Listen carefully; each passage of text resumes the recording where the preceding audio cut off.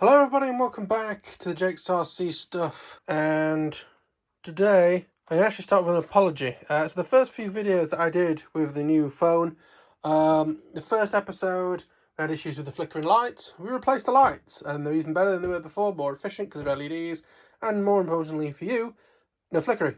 The second video that I put out, which was the first video starting back on this, I didn't realise that this phone actually recorded in HDR and the issues that we would have with that. So I've now done a bit of research. I basically, even though I didn't re-upload it again, I re-edited the last video learning about how to deal with HDR. It's not actually too bad, and hopefully the picture will look a lot better in this and won't look washed out or anything like that. So what are we doing today? Well, I made a mistake basically buying this carbon fibre. It looks great, but because it's textured, stuff doesn't stick brilliantly well. So we've got issues with like air bubbles here because it doesn't stick, because this is like a texture. It doesn't stick very well. One of these has actually managed to stick itself back down again. Both of them have, annoyingly, whichever one it was. I think it was this one that had lifted up. I'm going to try and remove these bits of clear Gorilla Tape, and we're going to see if we get anything better trying the clear laminate. See if that's any better.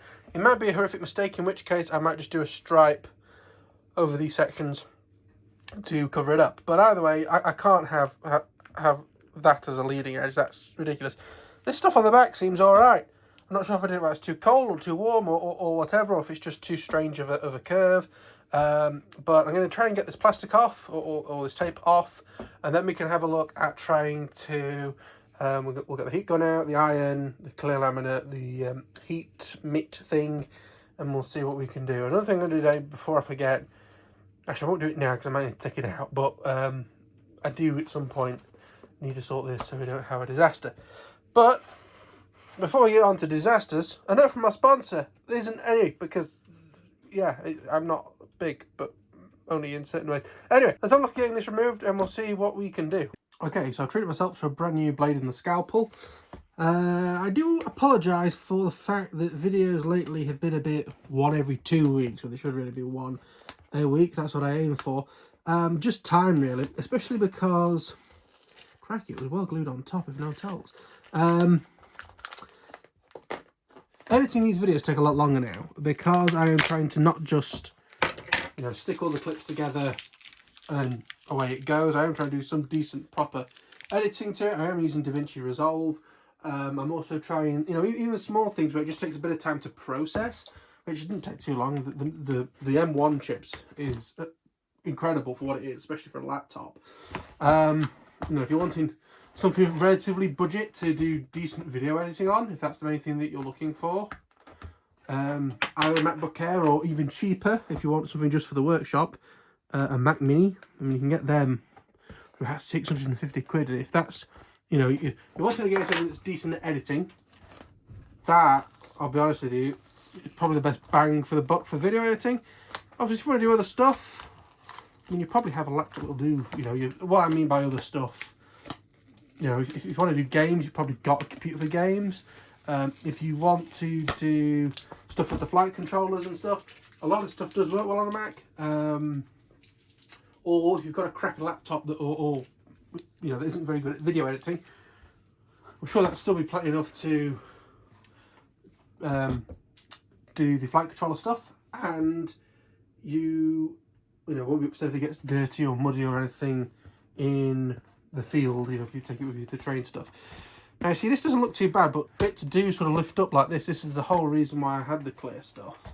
I'm going to get some of the heat stuff out and the clear laminate, and we'll carry on from there, so bear with me 2 moments. Okie dokie, so I've got the iron on and heating up. I believe it'll heat up to about 140, that's about what I normally use. I've got a Bosch, I know it's upside down, bish bash bosh. Heat gun, I've got the clear that's laminate, not a baby sheep. I need to think about what we're going to do, because basically what we're trying to do, without melting it, is basically tidy up all the edges that I had to put in. I will say that the heat gun was a massive help in getting the curve of the carbon vinyl to work okay. So I'm half tempted to try and use it again on the laminate if and where possible. We'll just have to see. What's making that noise? That's a fly fighting death on the floor. Okie dokie, so how thick of a strip should we cut off, do we think? It's a ruler, you know, lovely and focused on something that actually isn't that important. We'll shift you up a bit. So, it smells funny that time. Bloody hell, you can tell it's not been used in a few months. Christ. I don't want to open the window. I'll probably forget. Indeed, it's quite cold. So, how much of a strip do you think we want off of this? I think I'm going to go for a 3-inch strip to begin with. Okay. Not the best pen for doing this with. You can't even see. It's like I think it was actually yes, for marking on a CD. Remember those, children? I do. I'm waiting for all the comments of in my day we had Betamax. Good for you, my son. Now, get the scalpel. Apologies if you can hear some clicking. That's the heating element going on and off on the iron. Try and not get yourself burned or out like that. We'll line up our ruler. Tip, you should always have your ruler in the bit that you want. So I want this strip on, on this side of the camera. If it wanders off, it then wanders into the bit that doesn't really matter. If you need, we can slice that off. So we'll deal with that. Yeah, if you always want, all you got to think to yourself is if the knife runs off, make sure to ring into the bit that we, for now at least, don't need. So I'm going to wrap that back up, pop it out the way, and I believe this is about 300mm long. It's meant for A4. Let's have a look. A looky see. Oh, it's bang on 12-inch. So reminds me of something. We'll put that on there. Does that look about in the middle? Sometimes, you know, mathematically it's right, but it just doesn't look right, and then you realise that the math was out. Let's try and do this roughly. Oh, actually, yeah, that'll be about right. This is where I hope I don't royally cock anything up. Now this, we want both bits, so it's a bit hard to choose, so just stick the ruler anywhere. I mean, ideally where you want to cut, but you know what I mean. So we'll get the body of the plate in, and we'll try and make it sort of look sensible. If we do from the bit that doesn't have the line on, and sort of put it roughly where we want it. And if we start, I mean, we don't want as little as possible actually on the top, to be honest. So if we do a little sort of tack at the end of the iron. Are you seeing any of this? Sort of. I'm trying to spin it around a bit more that way. This is going to be one of them jobs where I'd rather do it properly than show the camera, so apologies if angles are not 100% brilliant. It's one of these things I could have like just wrapped something random as a bit of a practice, because I haven't really done this in a while. And again, this is going to be one of them times where you literally see nothing for a second while I try and work out the hell's going off. Alright, so now if we try and make sure we don't go through the carbon effect. So that's what we've got so far. And we'll, can you not see? Yep. Maybe a bit of a slice sort of in the rough direction it's going to follow. And I'm going to use the heating iron now to try and help us bend it around this corner. So, first heated setting. That is indeed quite warm. That's very warm actually. Woo! Try and avoid the metal ruler on your feet. That's a recommendation from me. Trying to get this. So I don't really want to cut this if I can, because we're just entering the same situation as we are already. So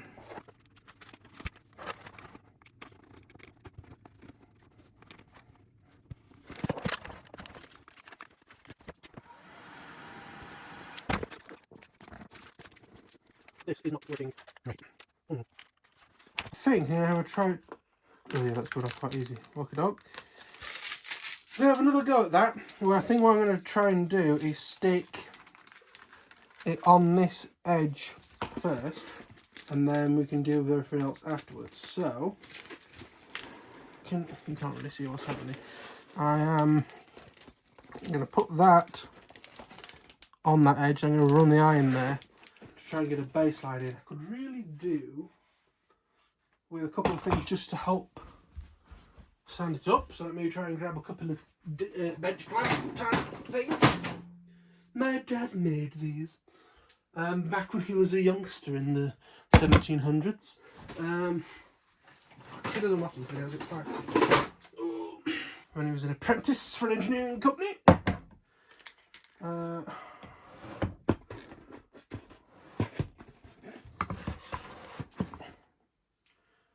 Let's pop that around there. Again, apologies that you can't really see this, but trust me, very interesting what's happening. I'm just trying to... We start with the complicated bit, is what I'm thinking, which is the curve of the leading edge. See what I'm doing? I'm going to go basically like that. Also, I do apologise that I a lot. Very sorry.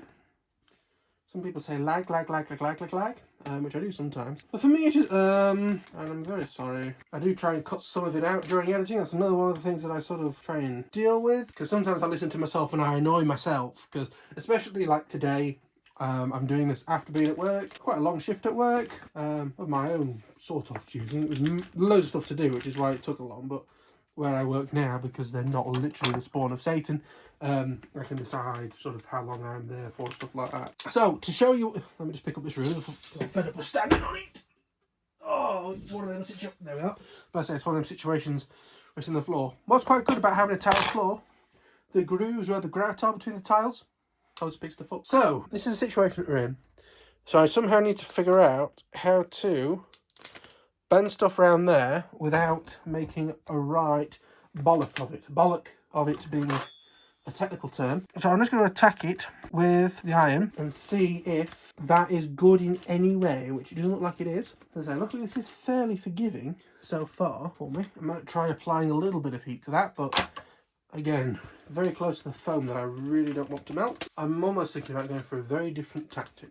The tactic being to just have a piece over these end bits so it doesn't really go to the edge. So I'd sort of slice the knife here and it would just do that bit.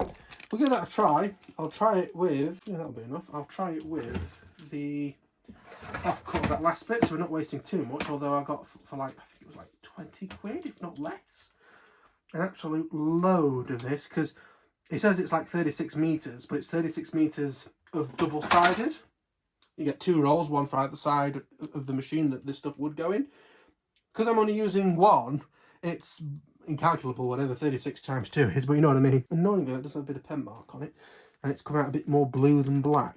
But this is sort of the idea that I'm going for, of focusing on what the job is, which is to hold down them bits of covering, and then we can sort of tidy it up almost a little bit later. Oh, this plane was still warm, but looks like it wanted to melt a bit. Give it a go, using the sort of round bit. This is why these are better for this type of job. I'm using the rounded end there to try and get in. I know you can't see, I'm sorry. If it was my own workshop or I had a pair of hands to help me or anything like that, I would use them. But as I don't, what you see is what you get, I'm afraid. Slightly the wrong use of that saying, but it does convey the message. Can you tell I'm babbling to try and fill space? I can't. And the arms come in. Fantastic. Right, so let me show you what I've got so far, because I think we're heading in the right direction. So as you can see, I'm basically covering over the bits that we're wanting to lift open on the lift up on this bottom edge. I'm going to try and push this back as far as I can, but I don't want to get any wrinkles in it. So when it starts wanting to wrinkle up, I'm just going to slice the knife down. That's why I'm not too bothered about that blue line being there, because I'm probably going to slice that bit off.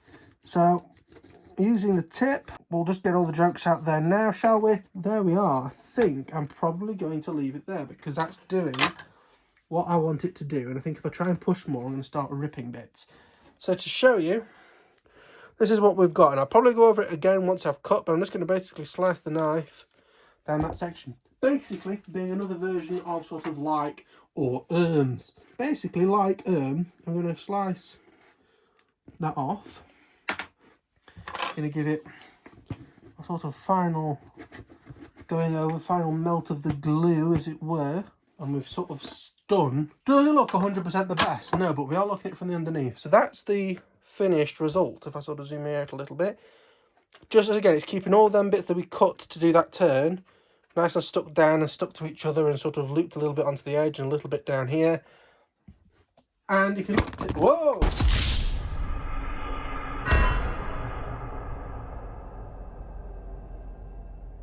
You can see from the top, you really don't see any of it, so it certainly looks a lot better than the other options we've done. I'm quite impressed with how that's turned out, actually. I mean, it was like the third go at it, but there we are. Right, we'll flip it over now. We'll try doing the other side. Now, the other side is in a bit of a tatty state to begin with. You can see this is what we were fighting against. I'm going to use the iron, I think. We'll find out in a minute. I'm going to use the iron to try and get them bits stuck back down if we can. Oh yeah, that's worked quite well. Just as like a good base for things. And one of the good things is, because it's going to be probably a while since we fly, it's probably going to be the new year, I'll be completely honest with you, both because of the time to finish it and because of the weather and stuff. I do live in the UK. We have time for this stuff to flake off and not work, and me attempt to put it right. So I'm going to use the same bit of, well, a bit of scrap that we fell with earlier. We'll give it a, again, we're going to cut off whatever we don't use. I'm going to make it fairly fat, like me. We'll slice that off and sort of to the underneath of the wing. I'm almost lining up the edge of the plastic with the edge of the bend, if you like. This one might be a little bit harder. That's what she said. Okay, give you a bit of a show of that. That's what that's looking like so far. Don't think.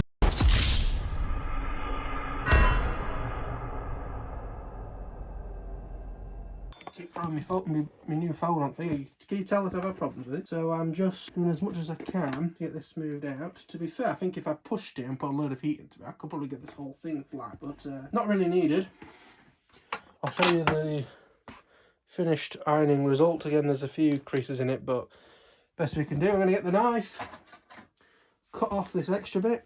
I'm going to run the iron over where I've just cut it to sort of get that final bit down. And I'm going to go up onto the top with it as well to really try and get it stuck down to some more solid vinyl as well. So I'll show you that as what's going to be the finished result. So there we are. Again, it's quite hard to see, which is what we're looking for, especially from the top. That's the finished result from the top. I'll give it another quick go on that side, actually. But I'm quite impressed. So I'm going to leave that, and we'll come back to it. I'm not sure this will be the end of the video or not, but anyway, you can always give it a like regardless. And I might actually have a look at soldering up the connections for the GPS. Okie dokie, so I've cleared a bit of space on the bench. And we're going to look at getting the GPS sorted out. So I've had a look up on where we're going to place things, and I've got things roughly, except for that apparently, where I want stuff to be. So to explain the decisions, obviously with the mini Drak you get the two sort of banks either side. So trying to separate stuff as much as possible. The video transmitter is going all the way over here, and I've labelled it so I don't forget in the future. Basically all of our outputs are on here, or on that side. So I thought, well, if I'm going to have two things on one side, I'll put them on the same side where everything is. That's basically how stuff's going to be. So the GPS is going to sit in here, as up front and to the left as possible, so there, more or less. And this is going to sit down in the corner, and this aerial is going to go up on the fin that goes there. And then this basically is just going to sit like that. Probably try and get as much in this corner again. Any space, any separation you can do is great. Now, one of the issues that we have, a little bit of story time, I guess, almost. A lot of stuff in the past, in the early days of first-person view, only needed 3 wires. The GPS has always needed 4, because it needs positive, negative, transmission, and TX and RX, so transmit and receive. But video transmitters, for example, just had positive, negative, and the video signal. And for RC control, you either had to have the receiver next to the flight controller and run 8 or more wires between the two for all your servos, switches, things like that. I think there was 6 VFI 21, if not more. Or a little bit on from that, you could use either S-Bus or PPM muxed, or the single cable between your receiver in the model and your flight controller, or maybe to into the middle of the plane. I've on quite a few of my models, I've got the receiver stuck out on a wingtip. S-Bus runs down the wing into the fuselage, which, even if it doesn't have a flight controller, will then have an S-Bus decoder, usually from Free Sky, or I did buy some on Banggood, some 8-channel ones, and that's what we use. And again, positive, negative, and then the one wire for the signal. Now, things have changed. With the video transmitters now, you can control them. So you need your second wire to be able to do all the smart audio stuff. So that's changing the power, the band, possibly other telemetry like your RSSI on your video stuff. But in order to do that, you have this video signal separate, and then you have the smart audio channel that is what transmits stuff back and forth. And for the receiver, we now have a transmit and receive for the Crossfire protocol. Not only does that mean that you get all the S-Bus stuff, but also in the opposite way, back and forth, you can also have telemetry. So you can have the RSSI strength of your receiver going to the flight controller to display on your on-screen display. And you can also have the GPS from the flight controller going back down to your radio. So if your video goes dead and out of the model's coming back, you can make sure it's still moving by the fact that the GPS coordinates keep changing. Or if it does go down, you know the last GPS coordinates long before you lost video. Some people will record video just for the sole fact they can try and get the last frame where they can get GPS coordinates to do as a start. But you might actually have some sort of radio link, long before you lose video, especially nowadays with stuff like the Crossfire. It's what I found when I was doing the White Shark build, and I can't remember if these are linked in the descriptions of these videos. If it's not, please shout at me and I will add it. I will also, if you really want to know the information on these, they're on the White Shark descriptions.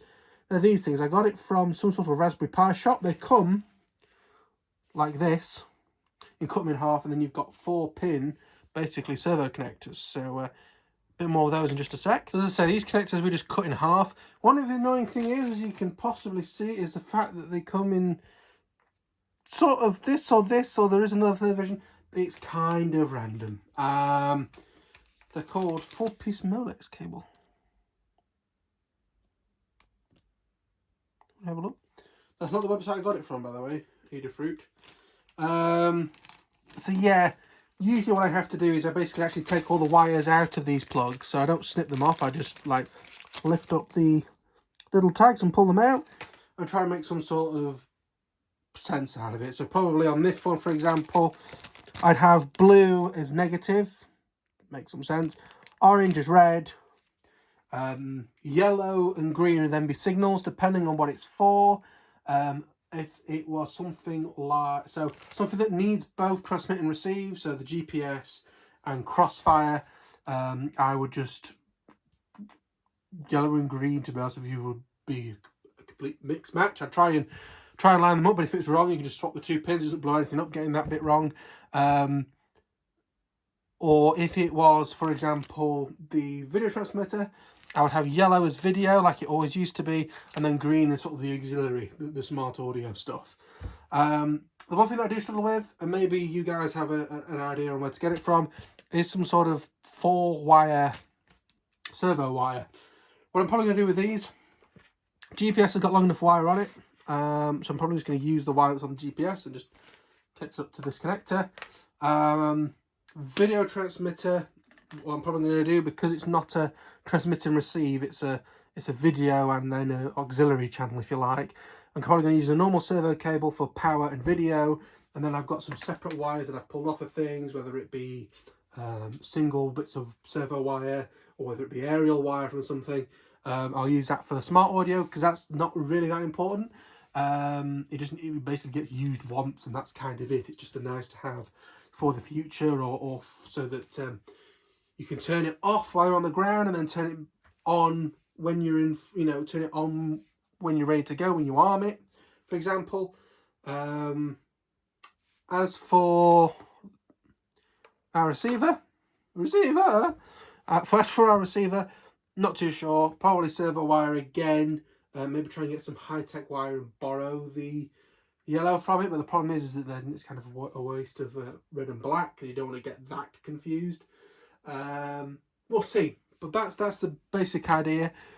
I was in this video going to get the GPS soldered, get it connected and go boom, it's done. But to be honest with you, I've seen the time. I want to try and get it edited tonight if possible. What I will do, and if I forget in the next video, please feel free to shout at me and I'll try and do it in the next one, is that I'm going to try and give you a rough idea how long these videos now take to edit. This video I don't think has been too long, because there wasn't too much sort of, I guess there was a bit doing the covering, sort of camera in the background while I do stuff, and having to edit out stops and starts and maybe fast forward bits of stuff. I'll see what I'm like, or what I feel like when in front of the editing computer. But we'll see. We'll see how we go. But I'll try and give you a rough idea of how long, if this is a 15-minute video, how long does a 15-minute video take roughly in this one example. I'm not going to do loads and try and average out or anything. And it will not be sort of sat there straight doing it. I will, have drinks, maybe have a, not alcoholic, don't really drink alcohol. Not like I have a problem with it or anything. But just I've never found anything that I really like.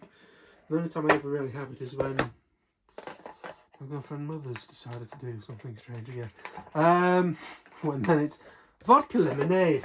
But I will leave on that note. I will leave it there. So next episode is going to be some more soldering. I'm taking things steady and slow.